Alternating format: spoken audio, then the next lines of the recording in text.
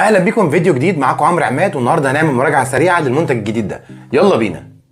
دلوقتي هنعمل انبوكسنج للمكنه الكورنير السي ار 46 بديل الفي جي ار الاقوى بجداره. تعال اقول لك ليه الاقوى بجداره واقول لك محتويات العلبه.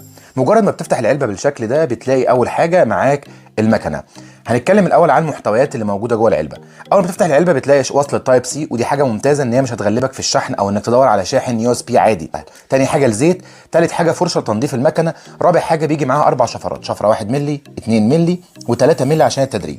اما بالنسبه للشفره اللي موجوده معاها فهي شفره الامان الرابعه الموجوده، فدي للاستخدام عشان لو وقعت في ايد طفل او ان هو استخدمها بالغلط او المكنه اشتغلت فما تبوظش اي حاجه او ما تعورش حد. اما تكمله للجزء الخاص بالامان فهي القطعه البلاستيكيه الموجوده اللي بتيجي معاها، دي قطعه حمايه عشان تحمي ايدك او شعرك ان هو يوصل للمكنه او الموتور اثناء التشغيل. بالنسبه لطريقه التشغيل، مجرد ما بتدوس على زرار الباور ظهر لك شاشه سكرين بتوزع لك السرعات وكمان شحن